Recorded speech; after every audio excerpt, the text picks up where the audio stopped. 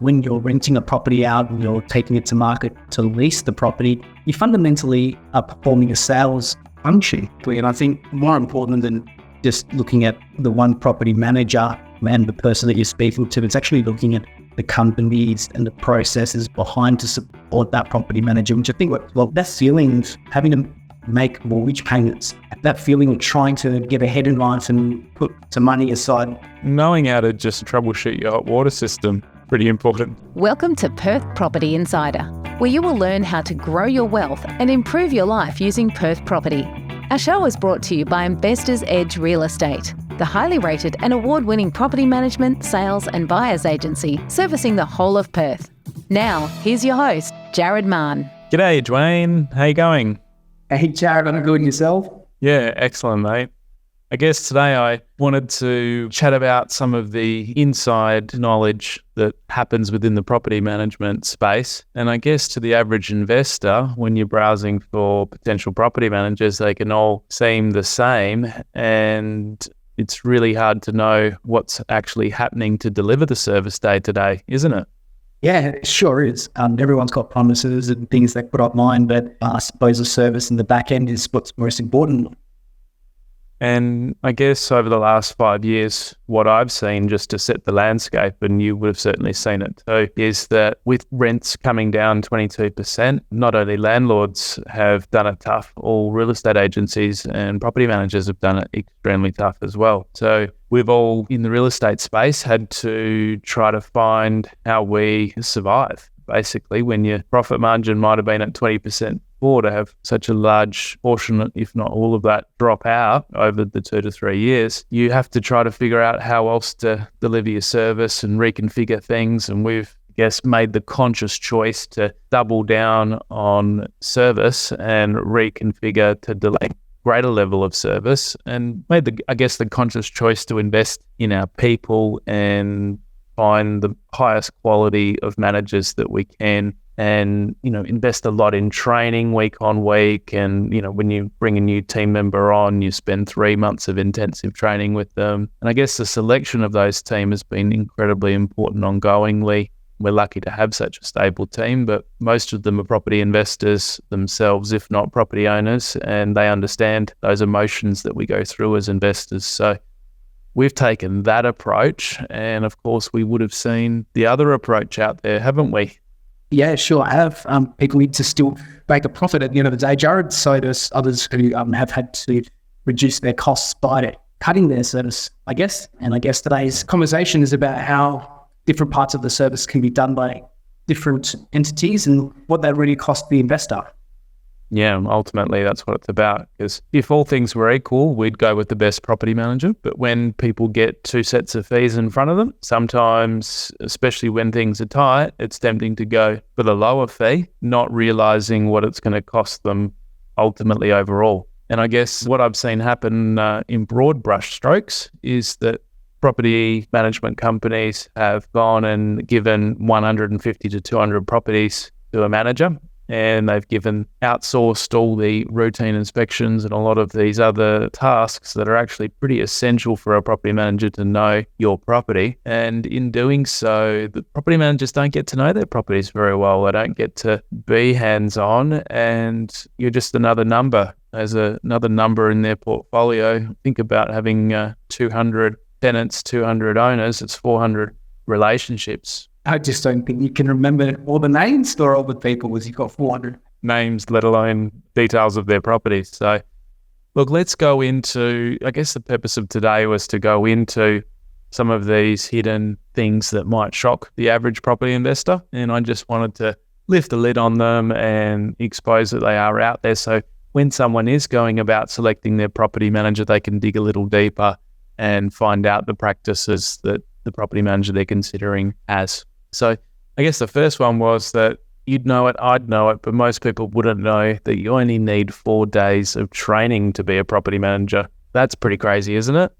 Yeah, sure is. I think I won't name any of the training resources, but there's a company I was looking up basically saying you can get your property management registration in 4 days of class time.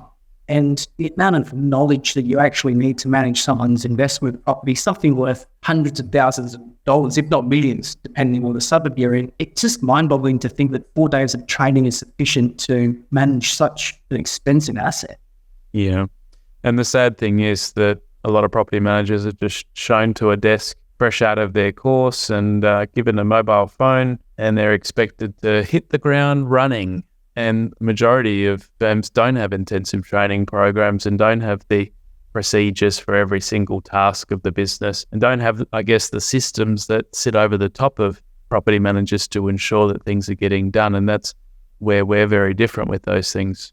Exactly. When anybody is to join us and join our team, the recruitment process is quite intensive to ensure, number one, we're finding the right person, but number two, providing that training that's more than what the mandatory or the legislative requirements are. It's actually empowering our team to know more, learn more, and be able to deliver an exceptional level of service, not just what's required.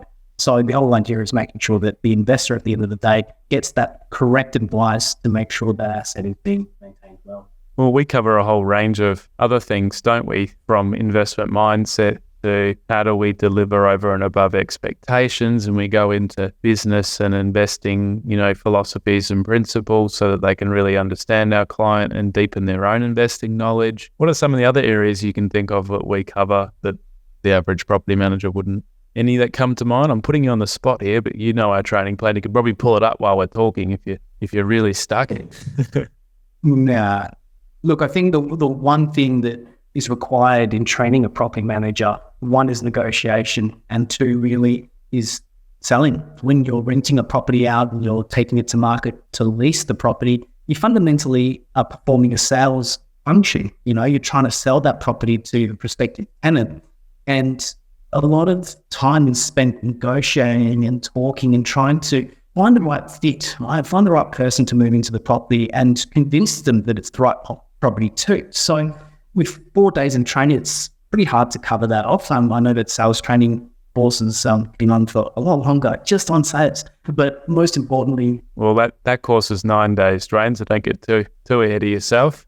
But very often than not, in the sales side, the training offered by agencies is a lot better. And I think there's just an assumed amount of knowledge that experienced property managers should have, but where are they actually getting it? And it's often from, in many cases, just making the same mistake many times over 5 years and not actually progressing their knowledge at a deep enough level to be able to service an investor properly. And that's what probably frustrated me the most before starting our agency 12 years ago, when I couldn't find, I had 4 property managers at the time. I was, I'm feeling almost tearing up in the back of my throat just thinking of how difficult that was and frustrating it was when my properties are vacant and they're being damaged and the managers were not getting back to me. So communication's so important as well, and sometimes that's not trainable. So you really have to look for that to be at the core of someone, don't you?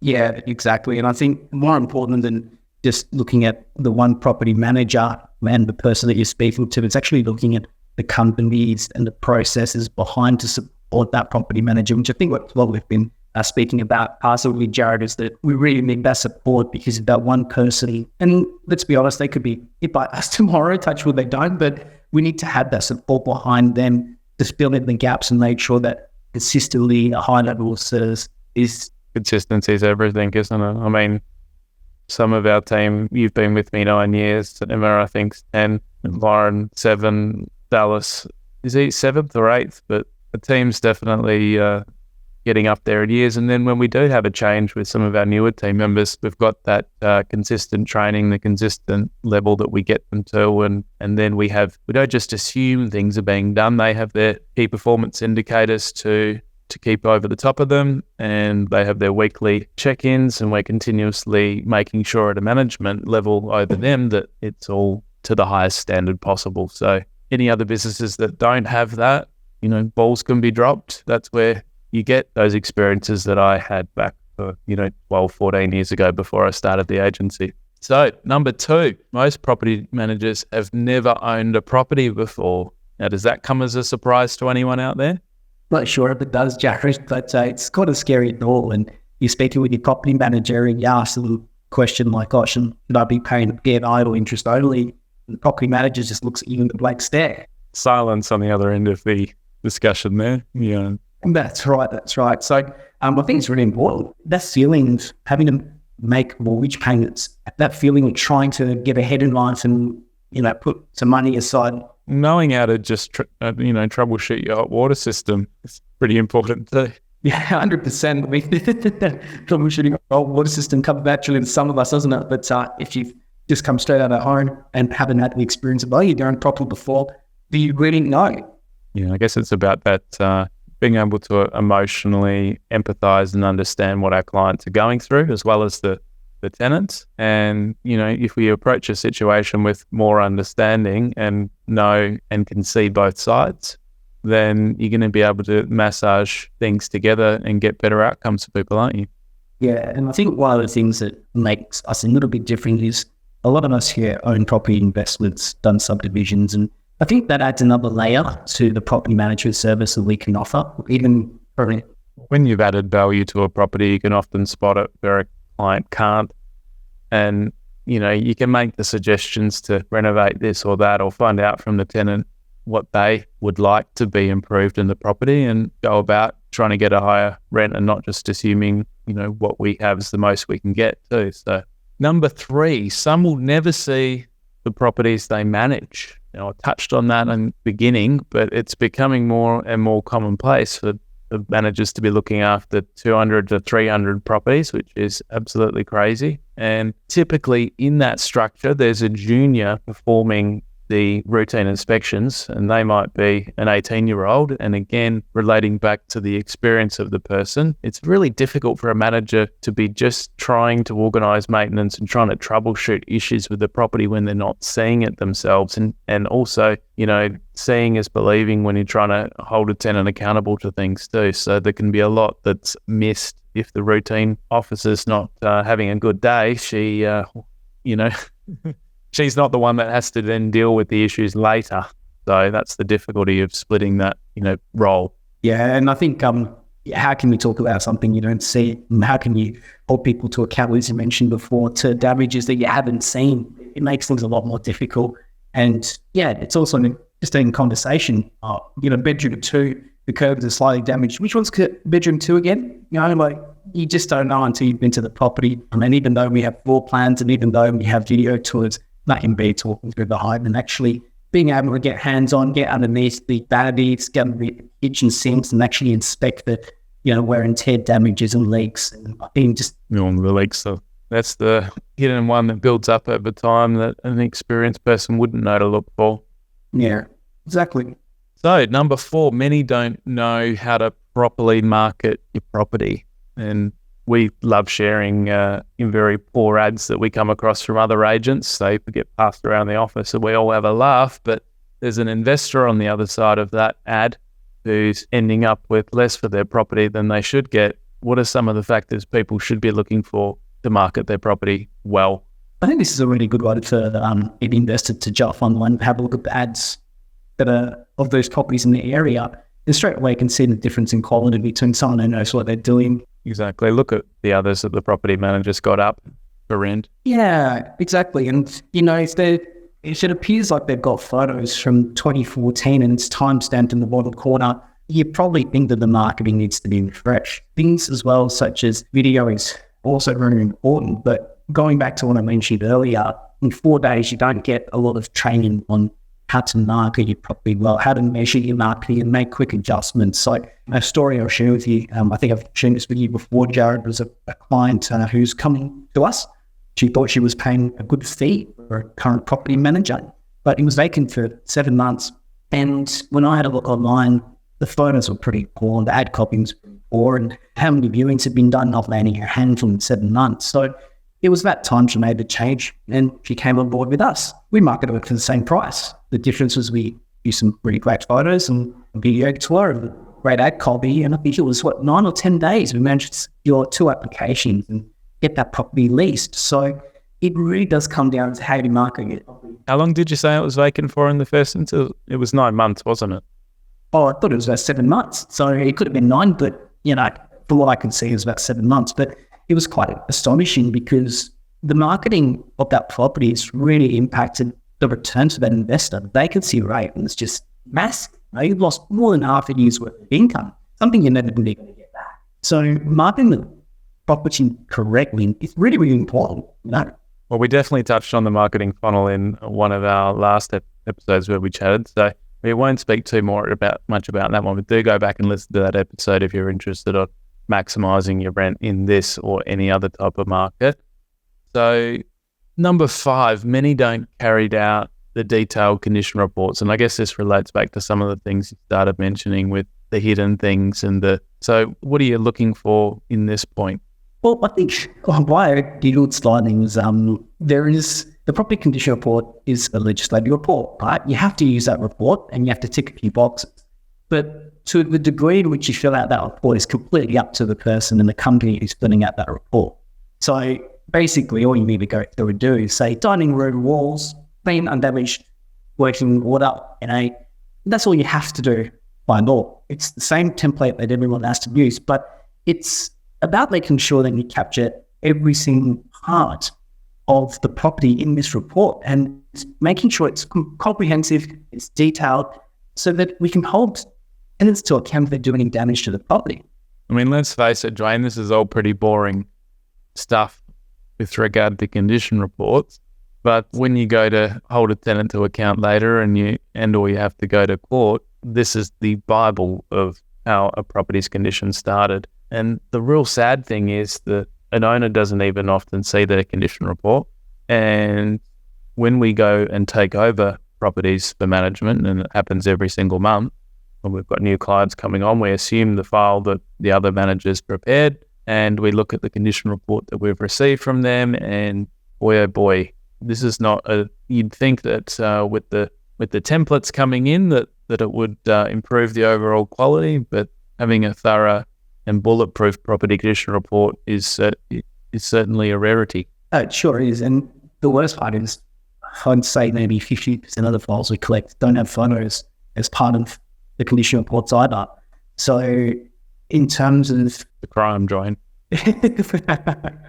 It's quite a scary thought that, when you've got a tick box and you tick 3 things, clean, undamaged, and, there's no description of the thing either, and there's no photos, I mean, you won't have a leg to stand on. It does make it really hard later for resolving maintenance too, because if when you do your condition report, you note the appliance type of the brand, the specs of it, you take a photo of the nameplate, you know what year that hot water system is, what exact type it is, and if you ever have an issue with it, you can more speedily give the plumber the details that are needed and, be sorting things out the first time without having to bother the owner then. Yeah, exactly. So I think detailed condition reports are pretty much the most important thing in keeping your property and your asset at a high standard over time. If you've just got one dodgy tenant that doesn't do the right thing and there's no detailed condition reports to hold them to account, that's where you see that property value slip and slide. And you do want to be maintaining your asset because you never know when you're going to sell and take a step back, take a step forward, and you don't want to be discovering it then. Yeah, spending money on, 10, 20 grand fixing up the place before you sell it just to get it to a sellable standard's not really good investment you make, not necessarily anyway. So number 6 is that many property managers are shockingly bad communicators. Does this surprise anyone? You probably wouldn't know how important this is until you've experienced what bad communication is. And we recently did a survey of our clients, didn't we, Jewayne? And asking them many different questions to see how we're going with our service and come up with all of the projects for improvement over the next year. But in one of the questions, we were asking them what do they love most about our service, and probably 80% of people were throwing around, responsive communication, prompt communication, thoughtful, always getting back to me quickly, resolving issues before I knew about, keeping me informed every step of the way. Like, that's what matters to me most as an investor and what frustrated me and inspired me to start this agency. So, anything else to add to that one? I just got carried away. I'm sorry. Yeah, that's all right.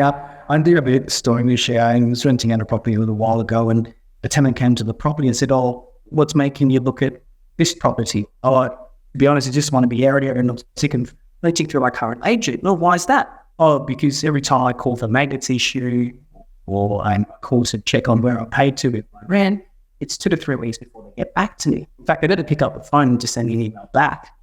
And I'm just sick of it. Maintenance has been outstanding for months and months and months, and I don't know where anything's at. So the tenant actually left the property, applied for our one, and when she did put the application form in Jared, she mentioned, well, good luck catching up with that agent because she won't return my calls. Good luck getting a return call from her. And no joke, it was a couple of weeks before we actually got an answer from this particular, probably about a week by the time she got back to us and we got a reference check on that tenant. But it goes to show that if your property agent doesn't communicate well, you're actually losing tenants, costing you a fair bit of money in the tenant turnover and vacancy as well. So it was interesting to hear that coming from the tenant because as a landlord, you'd expect good communication, you're the paying client. But as a tenant, they find that really, really important too. Definitely. I guess that's why a lot of tenants do get frustrated and leave, and the owner never may know the true reason that they're vacating the property. Yeah, it's true. It's very true. The number 7, and this is the last of our shocking hidden property management truths, is too many investors are not getting paid rent. And where I was going to with this one is that I guess the standards for rent arrears well above where they should be in terms of 5% is considered to be a well-run portfolio. 5% of tenants are in arrears, and many agencies have a lot worse than that. So some may be operating with 10 to 15% of their tenants in arrears. So what that I guess means is for every 100 properties that they manage, between 5 and 15 owners are not getting paid that month. And not only that, the majority of agents still only pay out monthly. So they hold on to the funds over the month and they're not clearing their trust account out weekly. So they're holding on to people's money and they're not collecting to anywhere near the extent that I believe we should expect. So, I mean, I, for one, definitely want my money in my bank as soon as possible. Oh, getting paid is the most important thing for an investor, isn't it? That's why we're in that. Yeah. So I guess we've done a lot of work over the last 5 years, especially when times got tougher. We had to increase our procedures and follow up around our tenants. And thankfully, even now, what percent are we at the moment? We're moving between 2 and 3%, and that's even with COVID. So we'd have on average 2 owners or 3 owners out of 100 not being paid, but we also work extremely hard to get it in as quickly as possible so that even if they're a day behind or 2 days behind, we're on their case at day 1, not leaving it for 3 or 4 days, hoping that the money comes in. Yeah, that's right. Jump on it straight away and try and get that money in ASAP.